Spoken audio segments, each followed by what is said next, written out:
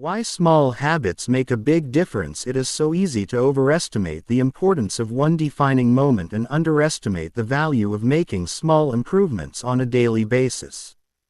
Too often, we convince ourselves that massive success requires massive action.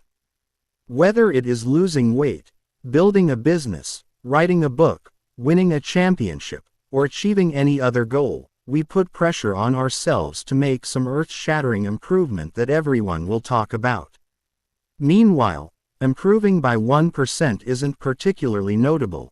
Sometimes it isn't even noticeable, but it can be far more meaningful, especially in the long run. The difference a tiny improvement can make over time is astounding.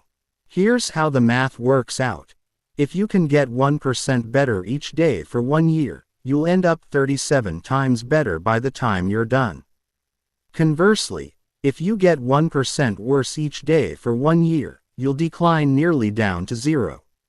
What starts as a small win or a minor setback accumulates into something much more. This can be habits are the compound interest of self-improvement. The same way that money multiplies through compound interest, the effects of your habits multiply as you repeat them. They seem to make little difference on any given day, and yet the impact they deliver over the months and years can be enormous. It is only when looking back 2, 5, or perhaps 10 years later that the value of good habits and the cost of bad ones becomes strikingly apparent. This can be a difficult concept to appreciate in daily life. We often dismiss small changes because they don't seem to matter very much in the moment. If you save a little money now, you're still not a millionaire. If you go to the gym 3 days in a row, you're still out of shape. If you study Mandarin for an hour tonight, you still haven't learned the language. We make a few changes, but the results never seem to come quickly, and so we slide back into our previous routines.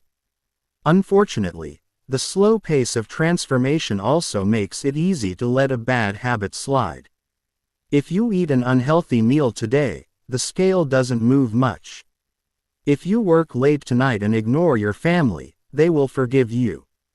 If you procrastinate and put your project off until tomorrow, there will usually be time to finish it later. A single decision is easy to dismiss. But when we repeat 1% errors, day after day, by replicating poor decisions, duplicating tiny mistakes, and rationalizing little excuses, our small choices compound into toxic results.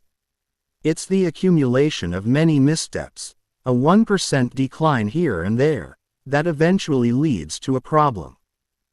The impact created by a change in your habits is similar to the effect of shifting the route of an airplane by just a few degrees. Imagine you are flying from Los Angeles to New York City. If a pilot leaving from LAX adjusts the heading just 3.5 degrees south, you will land in Washington, D.C., instead of New York. Such a small change is barely noticeable at takeoff. The nose of the airplane moves just a few feet, but when magnified across the entire United States, you end up hundreds of miles apart. Similarly, a slight change in your daily habits can guide your life to a very different destination. Making a choice that is 1% better or 1% worse seems insignificant in the moment, but over the span of moments that make up a lifetime, these choices determine the difference between who you were and who you could be. Success is the product of daily habits, not once-in-a-lifetime transformations. That said, it doesn't matter how successful or unsuccessful you are right now. What matters is whether your habits are putting you on the path toward success. You should be far more concerned with your current trajectory than with your current results. If you're a millionaire but you spend more than you earn each month, then you're on a bad trajectory. If your spending habits don't change, it's not going to end well. Conversely, if you're broke, but you save a little bit every month, then you're on the path toward financial freedom, even if you're moving slower than you'd like.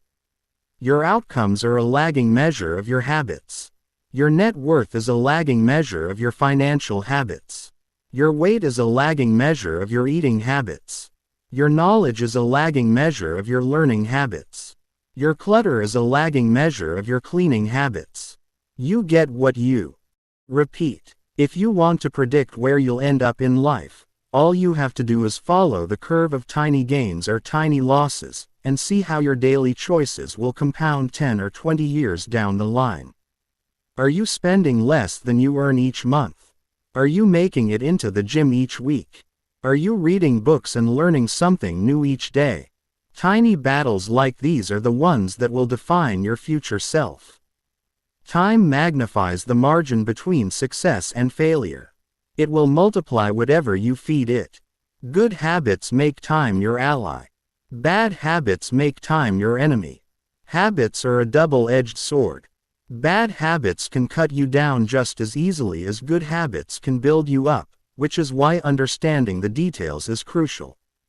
You need to know how habits work and how to design them to your liking, so you can avoid the dangerous half of the blade.